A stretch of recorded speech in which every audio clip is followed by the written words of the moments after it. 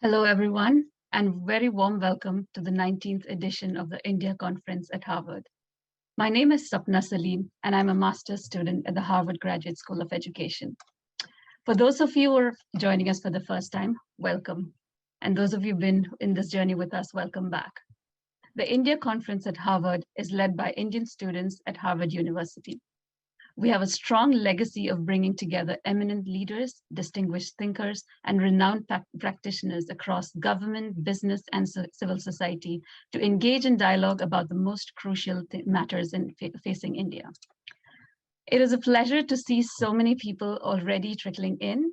It is 7:30 a.m. in India and 9 p.m. still Sunday night in the East Coast here in the USA.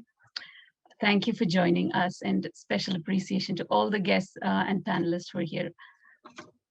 The theme of this year's conference is India's transformation in the next 10 years. India at 2030.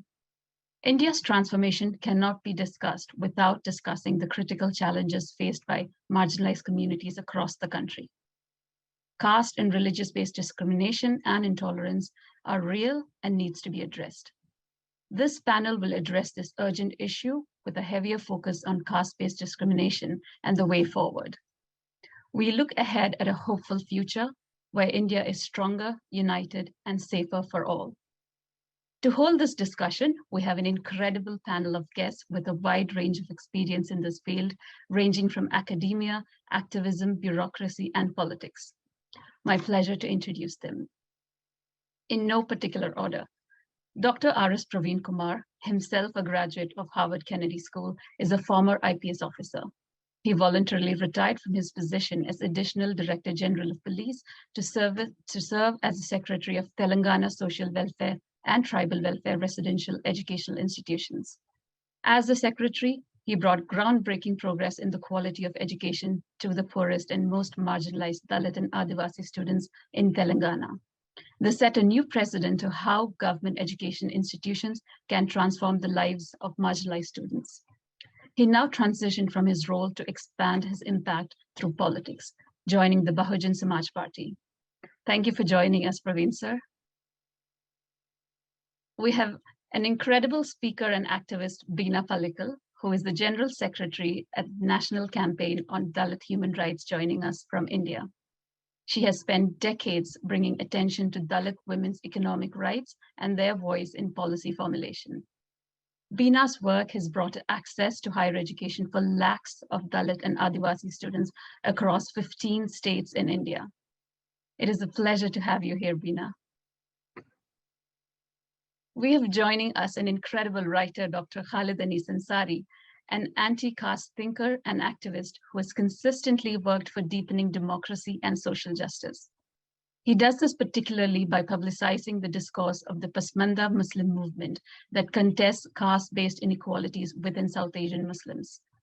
Dr. Ansari is an associate professor of sociology at Azim Premji University. Thank you for joining us, Dr. Khalid. And now it is my honor to invite the person who will lead this important conversation, Thenmozhi Soundararajan. Thenmozhi is the executive director of Equality Labs, a Dalit civil rights organization in the US dedicated to ending caste apartheid, gender-based violence, Islamophobia, white supremacy, and religious intolerance. Thenmozhi's work has contributed immensely to fight caste-based discrimination in India. Pleasure to have you on, Thenmozhi. Now, before I hand this event over to Thenmozhi, a quick note to our audience. Thenmozhi will facilitate the conversation for the next 45 minutes. The last 15 minutes will be dedicated to responding to the questions from the audience. You will need to use the Q&A option on your screen to ask your questions to the speakers and Thenmozhi. There is an option to upvote questions. Questions with higher votes will be addressed first. With that, I believe we are all set to listen to this important conversation. Thenmozhi, the floor is yours. Thank you for that, Sapna. And again, thank you all who have attended from all over the world to be part of this conversation. And, and again, I think when we're talking about caste and religious discrimination, it is often so easy to just focus on the aspects that are so visceral, which is, that of atrocity or violence. But there is a larger, structural problem when we look at the systemic underdevelopment of caste and religious minorities in India and broadly across South Asia. And I think this is why the powerful panel we have assembled here are really going to help us break down what do we mean when we're talking about religious violence and social exclusion, but also think about the levers of opportunity that that can exist when we're thinking strategically about investment and development. And I think to kick us off, one of our first speakers here is going to be Bina Palakal. And Bina, I know in the work that you've done at the National Campaign for Dalit Human Rights, or NCDHR, as it's more commonly known, has really done a lot of work to push forward the conversation about caste and development. And I'm wondering if you could speak a little bit in terms of communities at the ground level. How do you see the situation in terms of underdevelopment? And what are the ways that you've seen both advocacy and tactically investments be transformative around those problems? Bina? Thanks so much, Marie. Jai Bhim, Johar, and Salam to all. I thank the organizers for having me here today. And so happy to share the panel with Dr. Praveen Kumar and Dr. Khalid Ansari. We all know that out of the 189 countries, India ranks 131 on the Human Development Index. We all know that inequalities is on the rise, not just in income inequalities, but inequalities based on social factors. There are 119 billionaires in India. Their number has increased from only 9 in 2000 to about 101 in 2017. Between 2018 and 2022, India is estimated to produce 70 new millionaires every day. This figure not only shows the rise of people who are already rich, but also reflects on the country's growth model, that the money is in the hands of a few rich people. Caste, as you know, has been abolished almost 6 decades ago. We have several provisions in the Constitution that protects the community. Yet this beast called caste creeps into our daily lives, and everything in this country is dictated or driven by caste. What you eat, what you wear, where you go, and who you are with. We all know this, but refuse to accept this. The current government came to power on the promise of development. Let's look at development and how that fares in this country today. And it's also common knowledge that for a healthy democracy to function, we need to invest in the people of the land. Yet there is a collusion between the dominant and the institutions to build a society constructed on the dominant, more affluent India. And that is problematic. Why am I saying this? India was built on the backs of marginalized communities. We should never forget that. The construction workers, the sanitation workers, people in garment industries, all are either from the Dalit, Adivasi, or the lower backward communities, irrespective of religion. In other words, the informal labor that keeps this country machinery well-oiled and going, but yet there are no mechanisms in place for the welfare of these communities. Let's get to the brass tacks. More than 70% of India's labor force is in informal sector and produces almost 50% of the GDP. Isn't it sad that we don't even have a simple social security system for the workers? And this adversely affects impacts the lives of the people. Let's not forget that they're taxpayers and equal contributors to the economy and nation building, but not equal stakeholders in the economy. During COVID, according to a study done by an organization in India called Jan Sahas, about 90% of all migrant workers lost their jobs within 3 weeks. And as a result, their livelihood got back into the debt trap and went back into the cycle of poverty. And most of them happened to be from the Dalit and Adivasi communities. Many of us saw the plight of the migrants walking home. A minimum allowance for them to be able to cope with the disaster awaited them, but they did not get it. We all also know that education is one of the critical factors for development of the community. I think Dr. Praveen Kumar would speak more on this, but I'd like to talk on the access to higher education through post-metric scholarship, which is one of the biggest schemes, individual schemes that is there in this country. However, students availing the scheme are able to access, they're able to access higher education only because they're able to get the scholarship. And ensure that they're able to finish and go into jobs and employment. But during COVID, the scholarships for students did not timely reach them. Many had to do menial work or labor work to be able to cope with the situation. Let's look at the scenario. Students who have gone through multiple layers of marginalization and exclusion and are finally able to access higher education. MPhil students, PhD students, going back, almost 50% of them had to do menial work to support their education. It's absurd that this is happening. Talking also about post-metric scholarship, about 2 years ago, there was a plan to scrap the scholarship. And then the finance minister came back, reinstated the scholarship with a commitment of 35,000 crores over the year, over about 5 years. That works out about 7,000 crores a year. In the last 2 years, we have seen that that commitment has not met. So this year, about 5,660 crores have been allocated.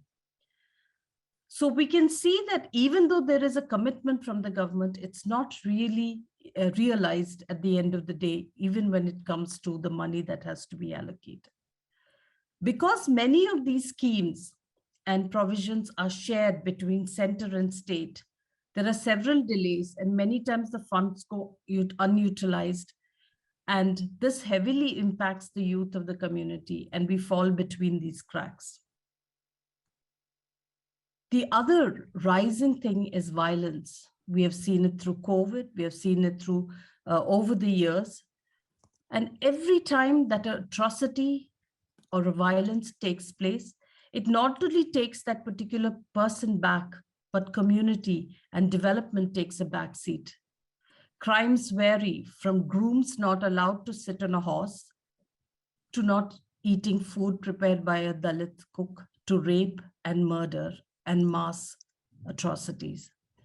We all know from the NCRB data that there are about 40,000 plus cases, out of which about 7,000 cases of rape and sexual assault against Dalit women.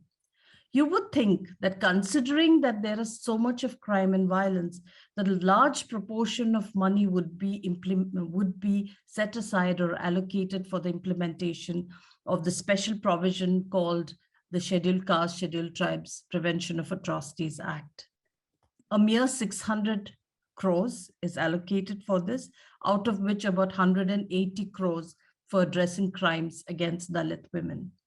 This money is a pittance compared to the need of the community. And what do we need? Special courts so that the cases can be tried. Legal aid, safe houses for women of violence, education for some of them, counseling. If you look deeper also at the situation of the trans community within these communities, there's absolutely zero allocation for their welfare within the targeted budget.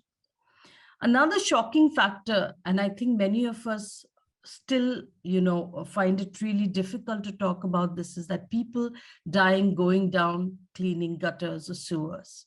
A total of about 1,700 people have died going down sewers. We still have manual scavenging, where mostly Dalit women are engaged.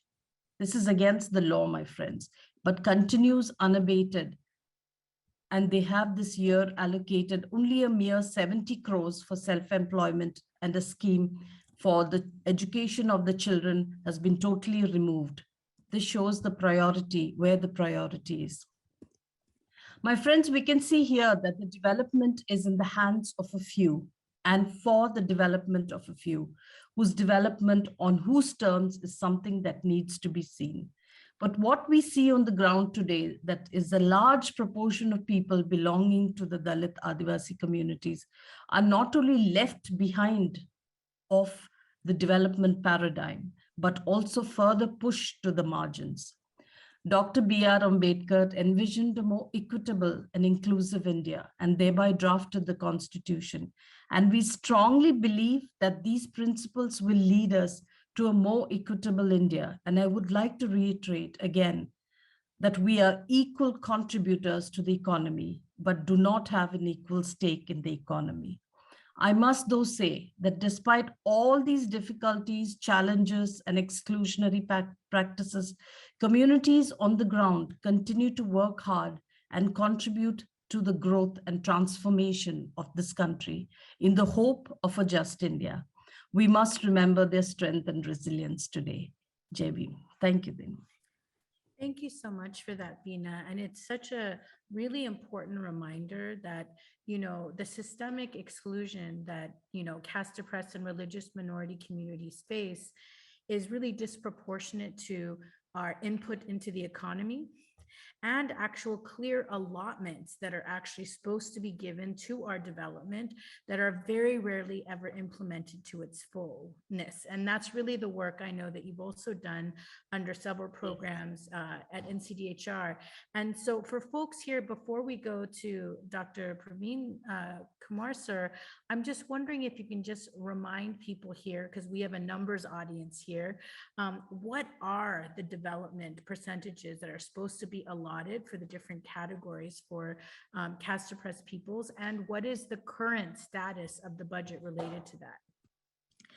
Thanks, Tenmari. I think it's important to know that the policy states that it has to be proportionate to the population. So that's 16.6% for Dalits and 8.6% for Adivasis.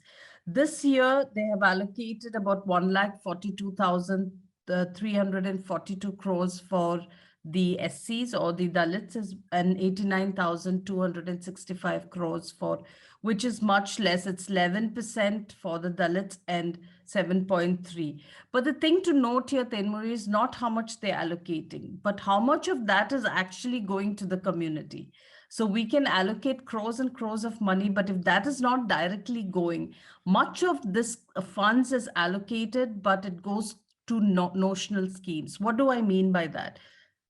Why do we want urea, for example, 4,000 crores or 5,000 crores for urea when we don't have land, to till?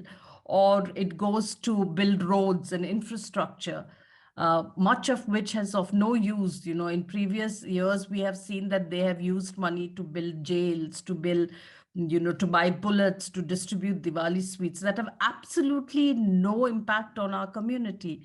So directly, only about 53,700 odd crores goes directly to the community.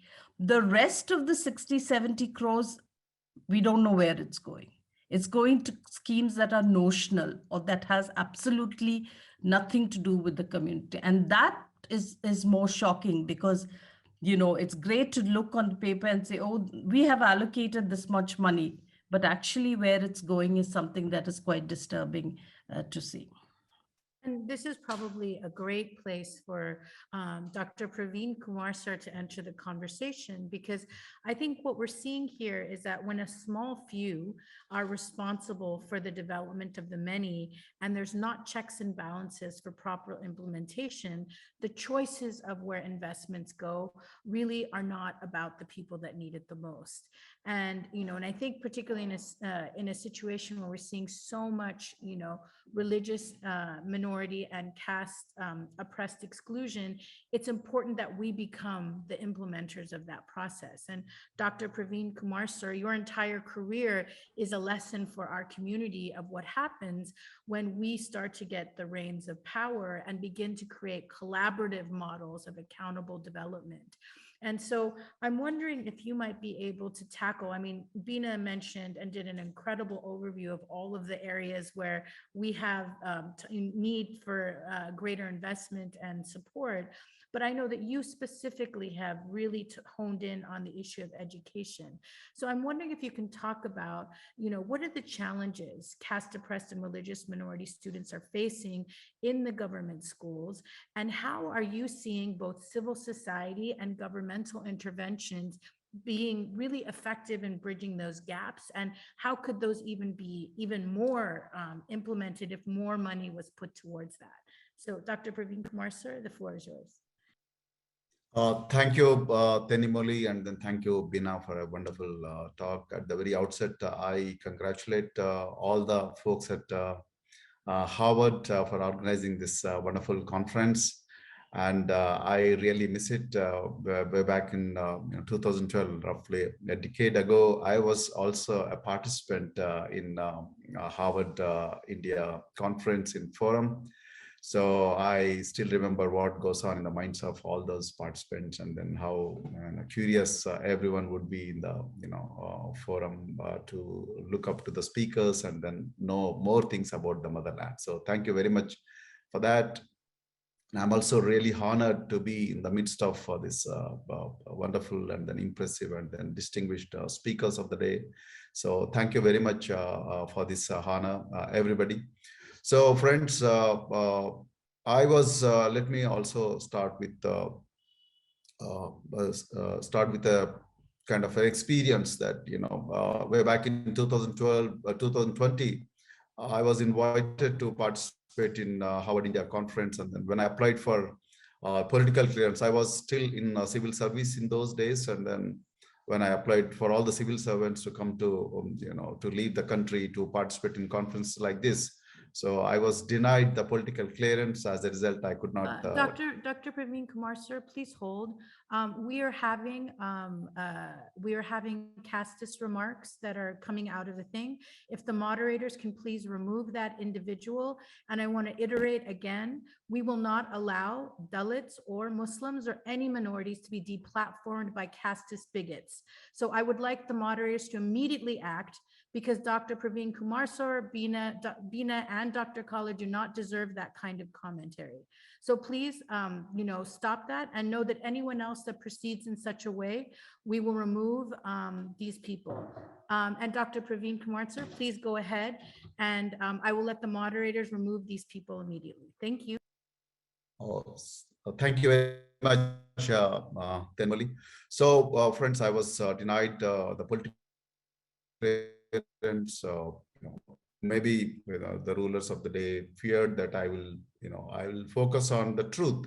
So, despite, in spite of being a government service, so that's okay. So now I'm very happy that I've been able to participate in this conference as a politician, not as a bureaucrat. But anyway, I will stick to the framework that you have already given to all of us.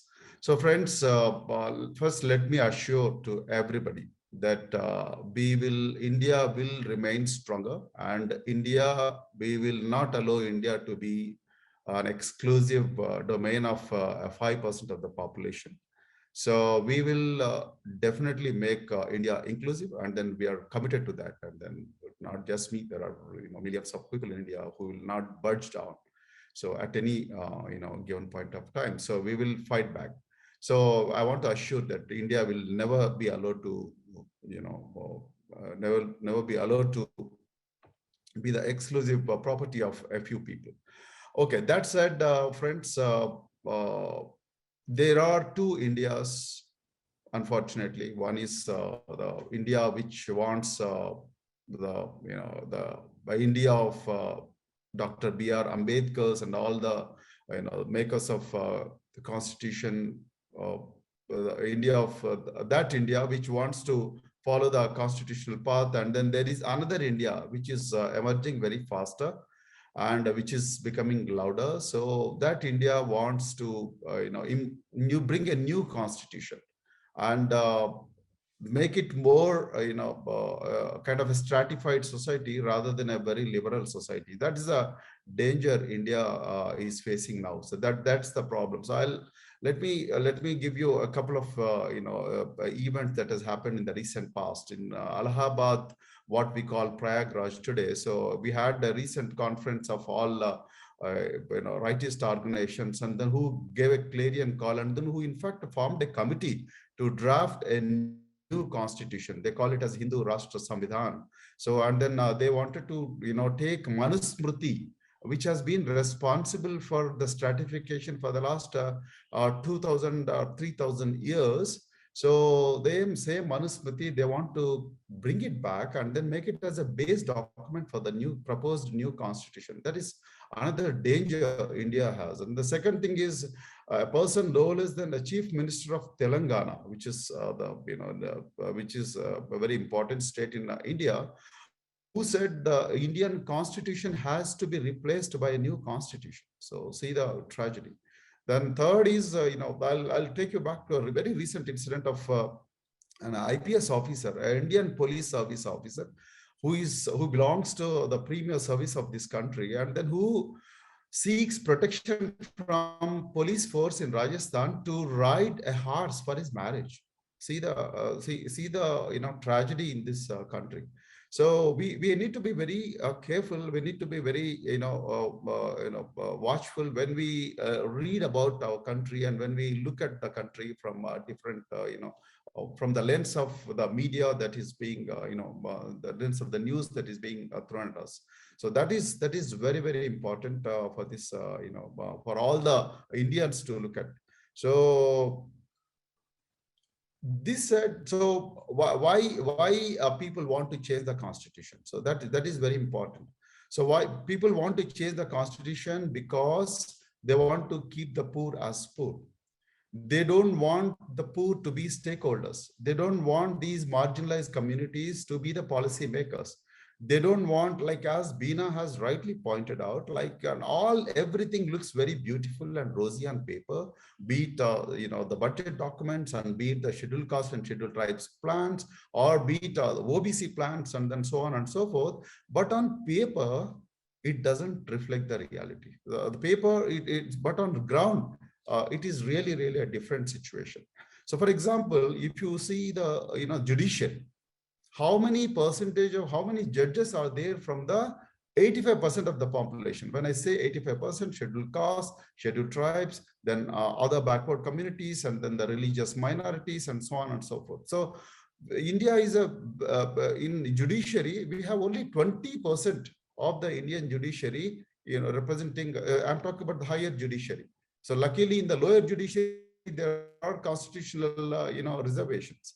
So on the other hand, then you come to, the education. Education also same thing, like you have been talking about education. So in the ground reality is the poorest of the poor, the scheduled castes, scheduled tribes, and then the OBCs, and then the religious minorities are forced to study in the vernacular medium schools.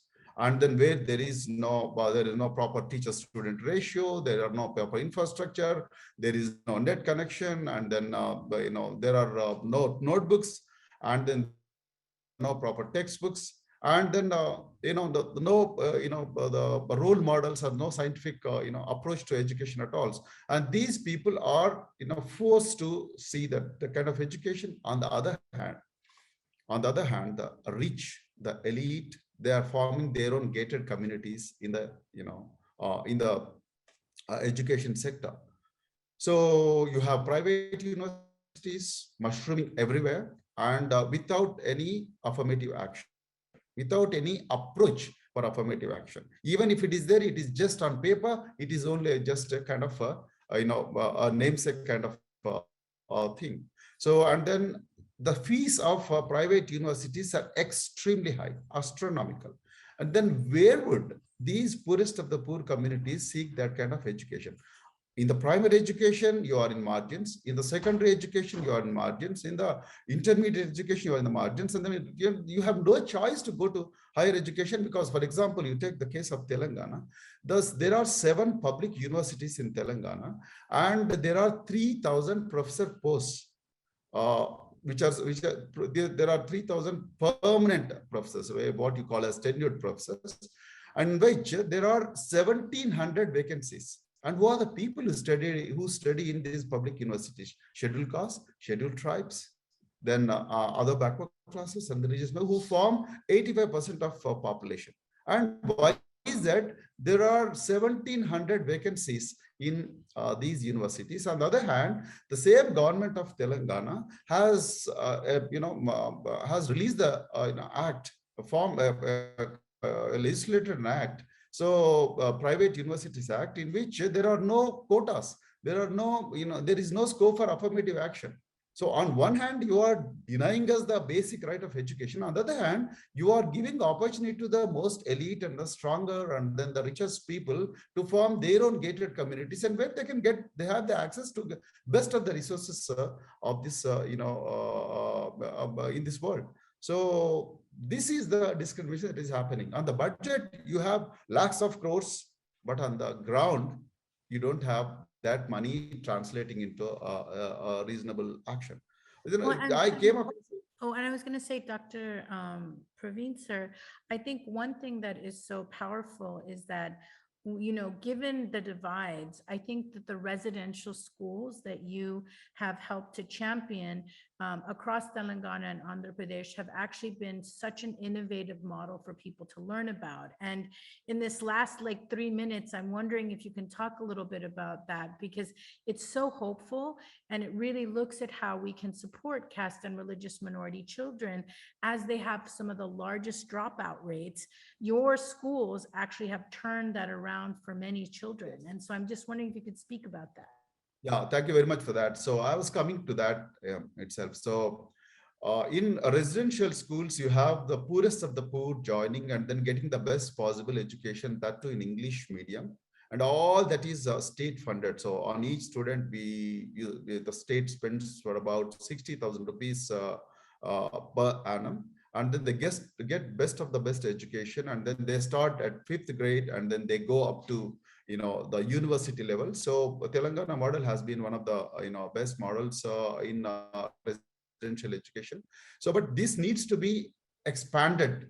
All the budget that come to these communities must go into education only, and particularly the residential education. Why am I so passionate about residential education? Because the parents of these poorest of the poor children, who form 85%, as I've been saying, so they have no wherewithal, they have no social capital, they have no training to monitor what their wards are learning.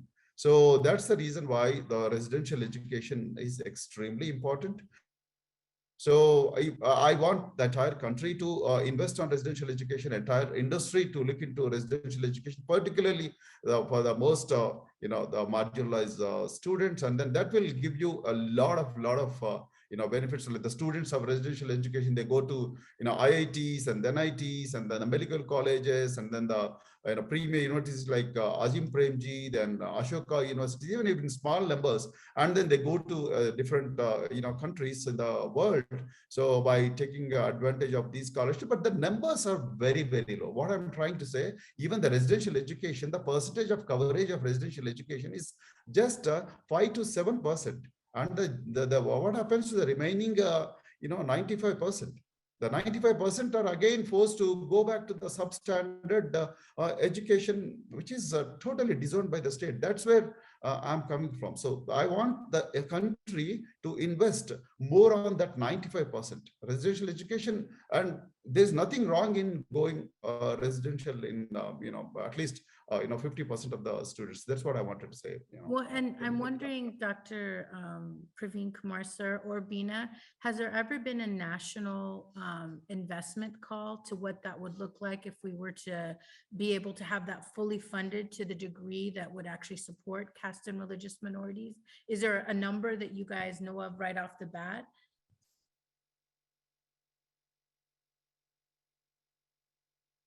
Yeah, Bina, you want to take a call?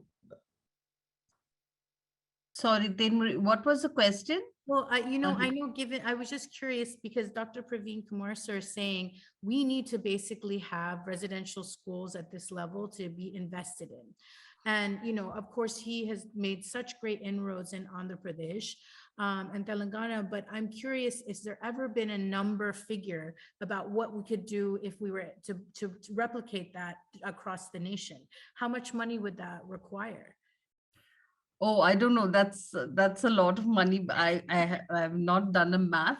But just to Tenmurli, sorry, Bina. Tenmurli, can I add to this? Can I answer this question? Please, yes. please go ahead. Yeah. I wanted Yeah. to see if The money that is spent on a student in a normal a day school is just 45,000 rupees. The money that is spent on a student in a residential school is 55,000 rupees. It is just 10,000 rupees extra. So why am I saying this? Because by spending 10,000 rupees extra, you can bring phenomenal changes on human development of these communities. Just 10,000 rupees extra spending. Yeah. Thank you so much. And I guess that's actually part of the thought exercise I wanted to push people to do, was to really recognize that, again, the investments that we need to make to basically stop underdevelopment, actually, or the money already exists in the country. But instead, it's actually going to develop more millionaires than it is to actually developing the base. And I always think about the fact that Dr. Ambedkar was an economist as well as a jurist, because he understood that we needed to be, and we needed to think about the development of India through the development of its people. And again, I want to emphasize that, before I, bring in Dr. Khalid Sansari, we are continuing to have casteist and bigoted language. I'm not sure what is happening at the Harvard conference that we are seeing this level of deplatforming attempting to occur of Dalit speakers and Muslim speakers, but this is actually indicative of the kind of violence that caste oppressed and religious minorities face in being able to speak basic facts about the reality of structural exclusion. So we are not intimidated. We are actually very, glad that bigots are showing up, because they're showing how vile the system is that would try to keep us to be deplatformed. I would like to encourage the moderators to keep kicking out the people that will be there, and we will continue this panel uninterrupted. But that said, I wanted to bring in now Dr. Khalid Sansari. And, Dr. Khalid, sir, something that Dr. Praveen Kumar spoke about was reservation. And I think this is a critical tool and measure that has been, availed by other caste oppressed communities, but which is really robbed from the Muslim communities from the beginning of the Constitution, because of the choice to make Muslims casteless. And I'm wondering if you could actually speak a little bit about, your work around Pasmanda Muslims. And, not everyone in this audience may be aware of what Pasmanda Muslims are, but if you could do a short definition and basically talk about some of the aspirations politically based on the development concerns of Pasmanda Muslim communities. So Dr. Khalid, the floor is yours. Yeah, thank you, Tenmoy. I congratulate the Harvard students for organizing this incredible conference. And also I'm honored to be among accomplished panelists. Let me start by saying that Pasmanda actually means the backward Dalit and tribal Muslims.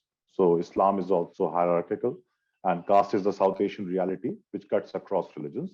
And so Pasmanda movement is the movement of lower caste Muslims, right, against the domination of higher caste Muslims known as the Ashrafs.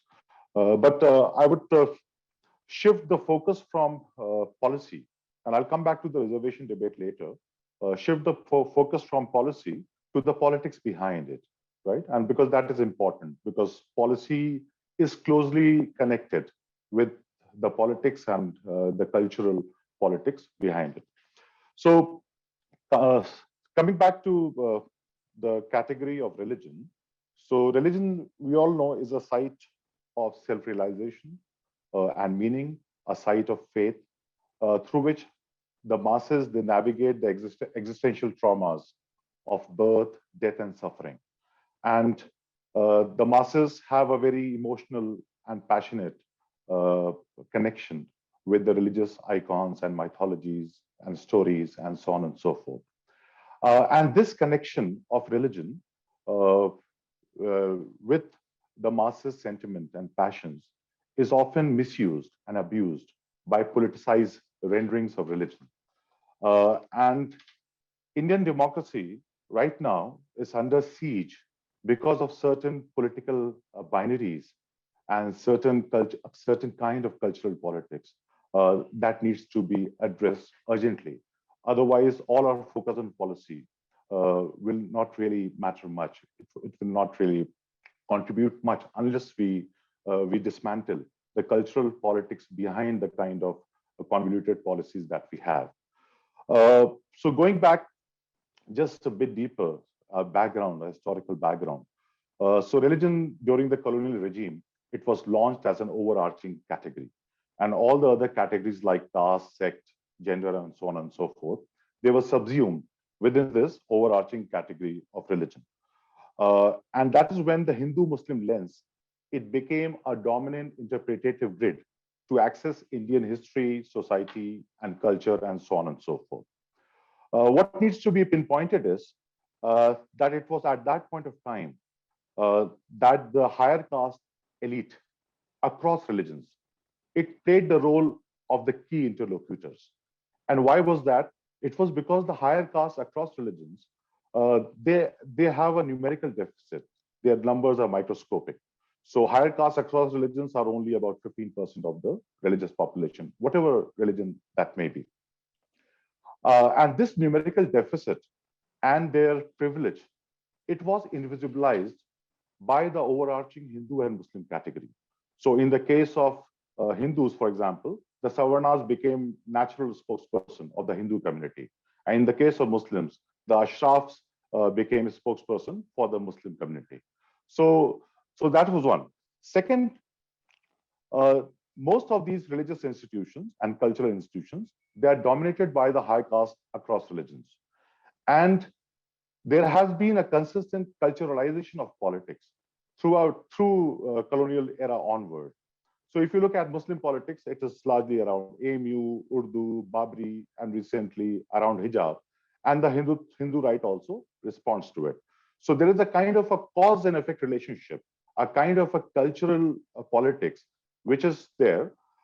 And the issues of equity of the lower caste sections across religions, they are invisibilized by this competitive cultural politics, led by both the higher caste sections within the Hindu society or higher caste sections within the Muslim society.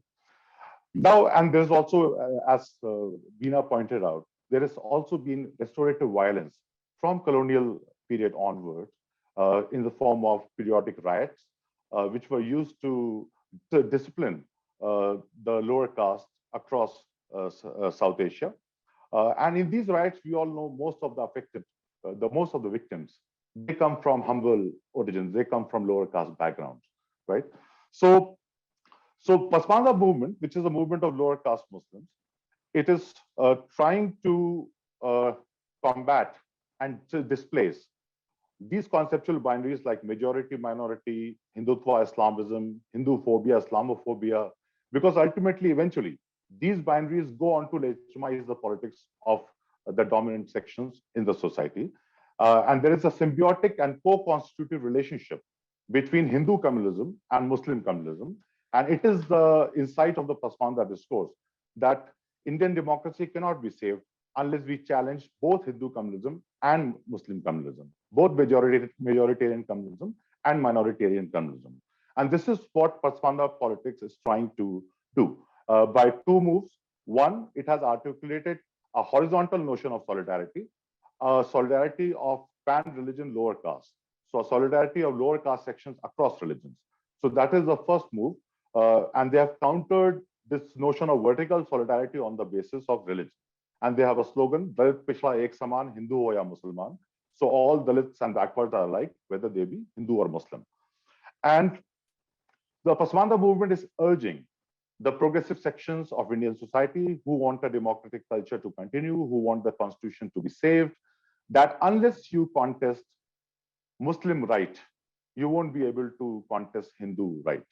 Because Hindu right gets its vocabulary, gets its legitimating vocabulary from the Muslim right.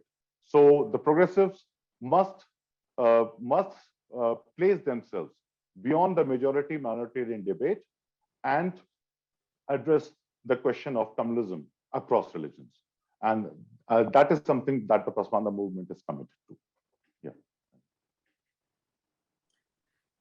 Thank you so much. And I guess maybe, just as a follow-up to that, and then we're going to hop into questions, is based on that articulation of Pasmanda Muslim power, I'm wondering what are the relevant policies and institutional changes that are required to really address the underdevelopment of Pasmanda Muslims?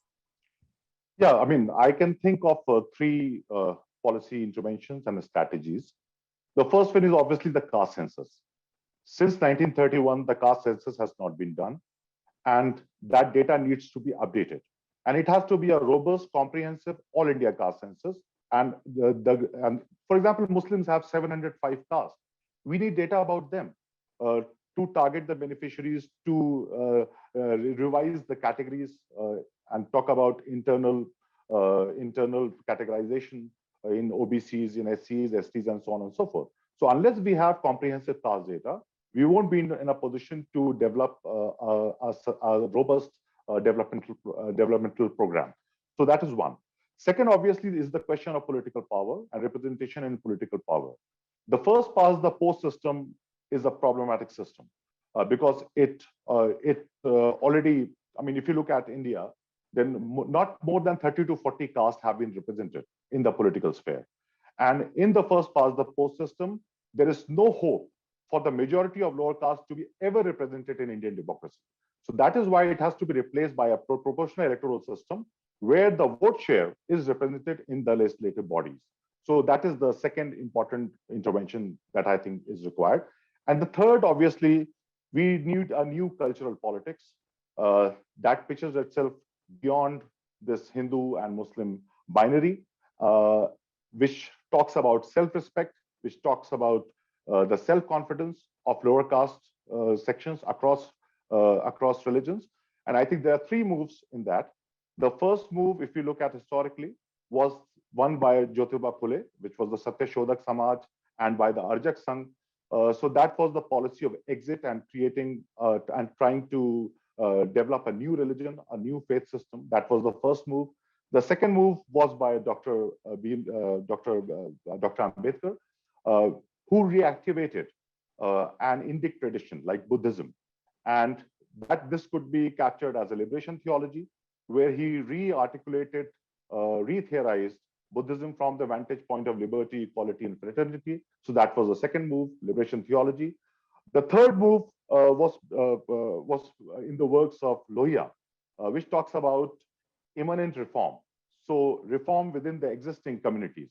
I think those are three moves that one needs to think about seriously if we are to develop a new cultural politics. I'll stop here. Yes.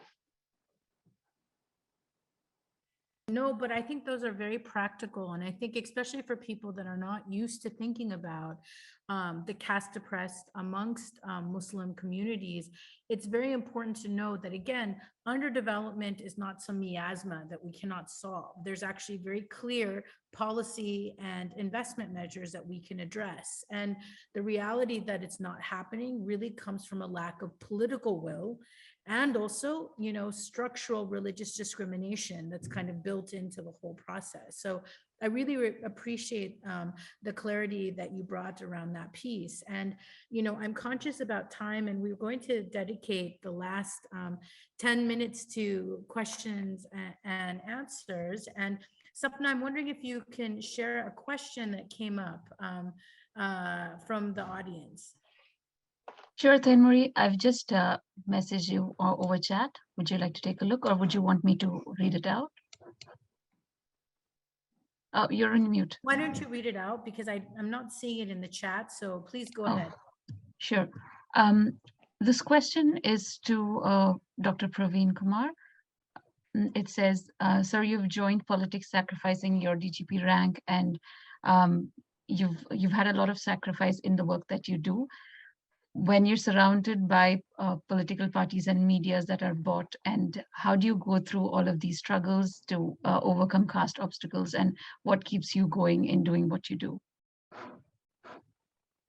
What keeps me going is the willingness to see an inclusive nation, and then where the poorest become the rulers of this country one day. And as you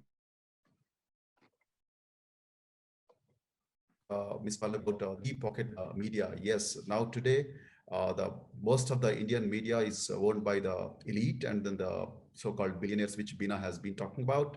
And then there is a nexus, unholy, but I am not losing hope. I think majority of the people of this country are digitally, they're very powerful now. They have access to internet, and then they know what to say, and then they know what to do, and then what to propagate. I think we need to have our own media. We need to have our own voice. That is very, very important. Yeah. And I think maybe just picking up on that, I wanted to kind of have a follow-up question to Bina, which is, again, I think that all of the speakers on this panel are people who are building hope.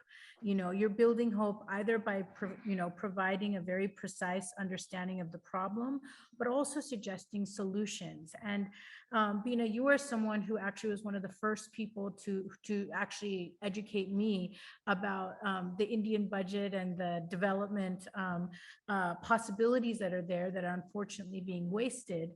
But I'm just wondering if you were to leave people who are listening to this panel with some solutions, particularly actions that they could take and actions that the Indian government could take, what would you say could turn these problems around? Like, are there specific policies that you would recommend that we should implement?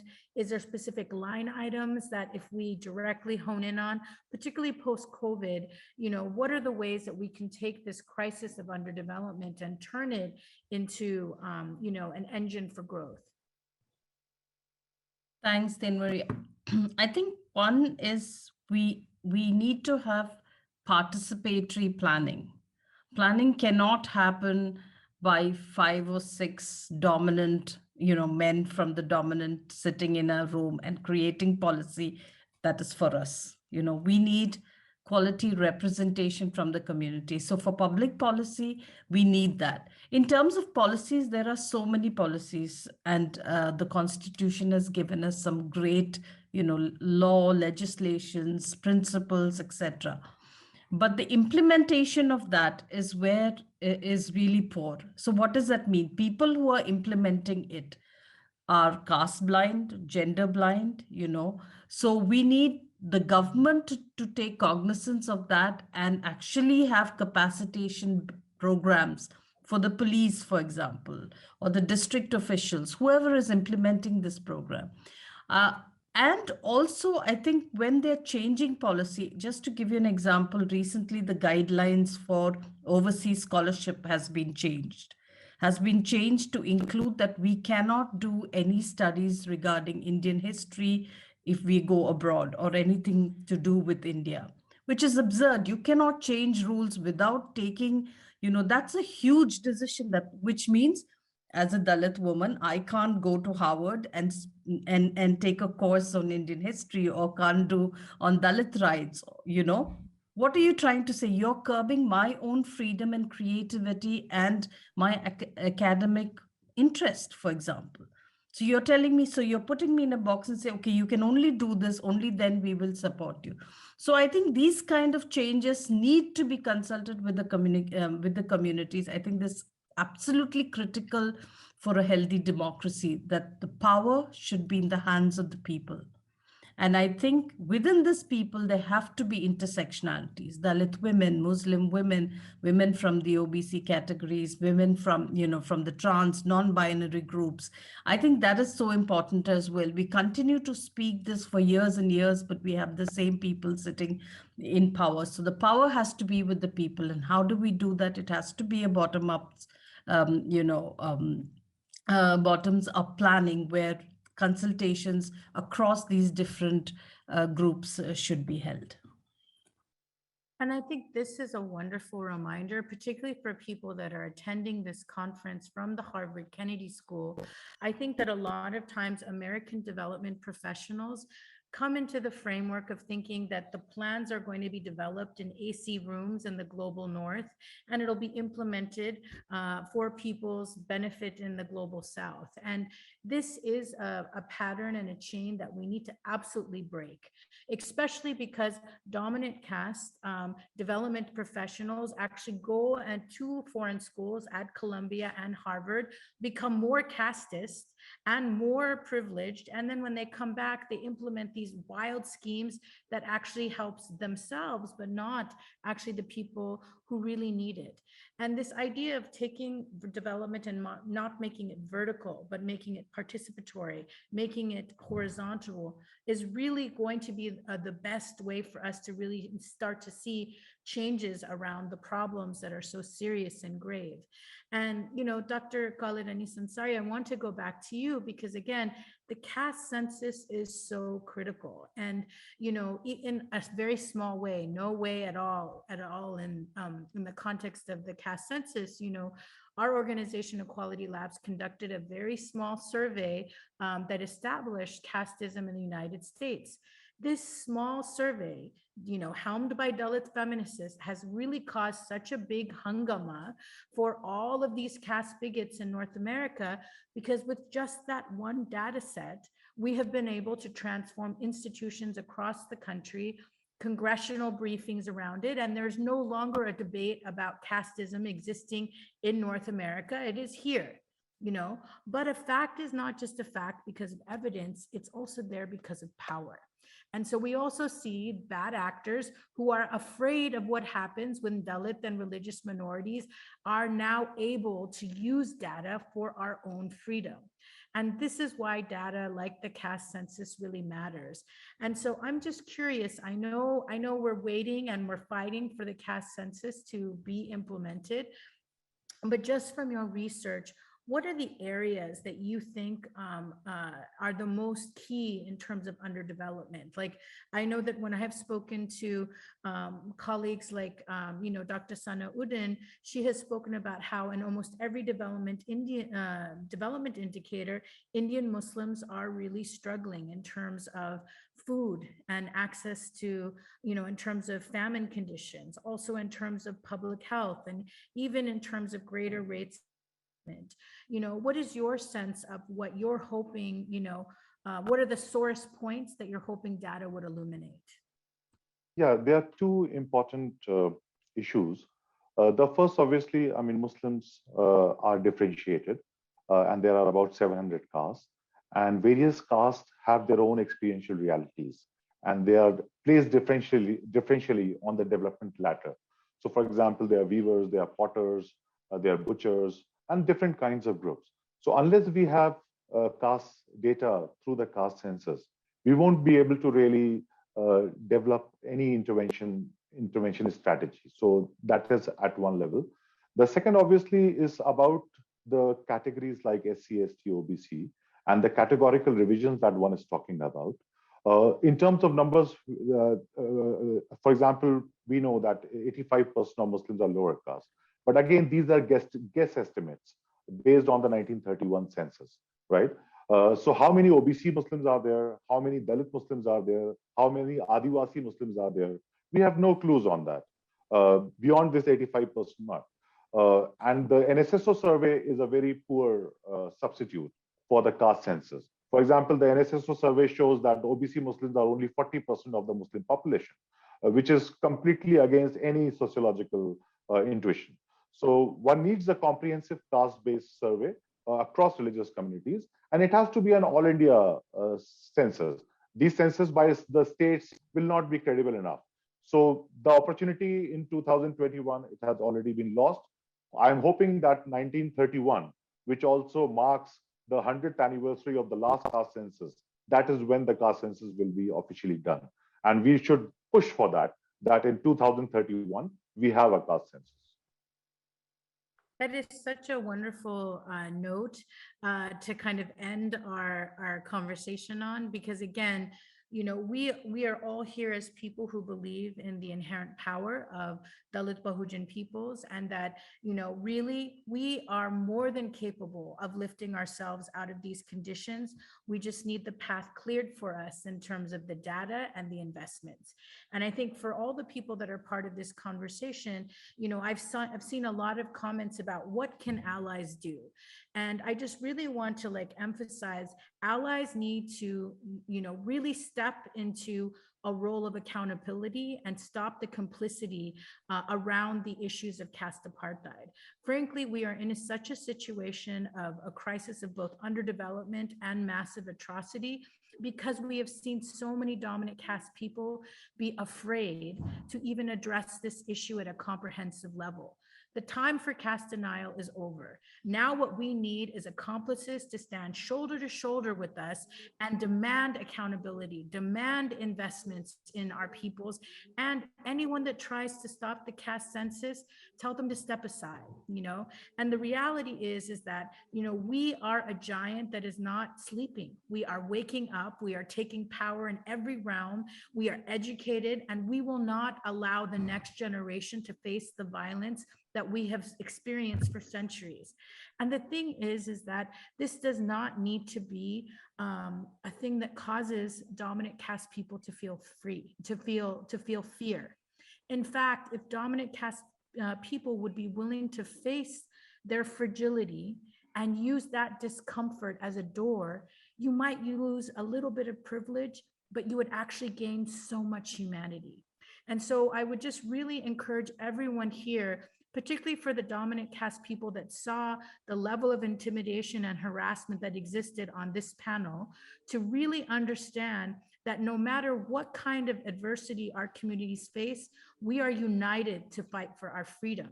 And so all we ask is for you to stand shoulder to shoulder with us and support us as we move forward, moving and building Dr. Ambedkar's caravan towards freedom. So I just want to thank again all of the speakers here, Bina, Dr. Praveen Kumar sir, and Dr. Khalid Anis Ansari. You guys were such incredible for the precise vision that you offered and also the hope that you carried in your words. Again, we'll make sure that everybody has access to your contacts if people want to follow up with direct questions. These are scholars and development professionals and also politicians who are all moving change and could use your support right away. And again, I'm just so grateful to have been able to support in holding this space, and want to thank Sapna, who really held us together for this conversation. And thank you again for a rich discussion today. Jay Beam and Jay Savitri, everybody, and I pass it to Sapna to close. Thank you, Marie. I'm really glad that you ended on that question, because the question on allies is something that comes up very often in every sphere that I am in, even here at Harvard. That's something that a lot of the students here at the Kennedy School and Business School and at school ask me, how do we be allies? And I'm glad that you brought that up. I want to, I think. Oh, and Sapna, I will say there's also another really crucial ally question. If you're in North America and you belong to an organization, add caste as a protected category. It is very easy to do, and you will join all of the other organizations that are doing it. Because again, we have seen a systemic attempt to erase caste in its existence by the Indian government in international forums. And we want to make sure that we understand that casteism should not exist in any place at all. And so I know Harvard Graduate Student Union just added caste to its contracts. I suggest Harvard be the next the next campus together. So passing it back to you, Sapna. Thanks, Marie. And I want to just add, I mentioned 3 schools at Harvard, but I want to make sure that that's the limitation of the sphere that I interact with. But I think there's this question that's arising within Harvard and outside as well. And I think having this conversation is here, particularly at Harvard, like you said, where the next generation of bureaucrats, politicians, change makers, educators, doctors, businessmen are all going to come through. I think it's so important and I appreciate that the India Conference has platformed this conversation here.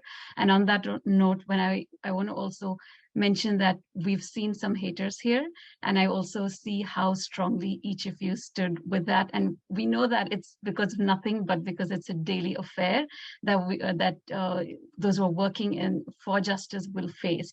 But I also want to say that while this has faced hate, this panel officially is the panel who's had the largest amount of participants across the entire conference. We've had more than double the participation of any other conference even, and we're almost at the end of conference. So we do have supporters and lovers for doing the work that you do. And I appreciate all of you for coming here and the India Conference for platforming this conversation. On that note, thank you so much, each one of you. Saint Marie for an amazing facilitation of this. Praveen sir for spending time out of your incredibly busy day. Khalid sir, I'm so glad that you've come, and Bina ma'am, we're so happy to have you here. And we hope that you continue to do the work that you do and continue to support everybody in the communities, but also others who want to be allies in the work that you do. Please feel free to drop off the call. We're at the end of the session, and thank you so much for this. We are going to have information on the next session displayed on the screen. And thank you for all the participants who've participated and asked questions, but also put support in the chat section. Thank you so much.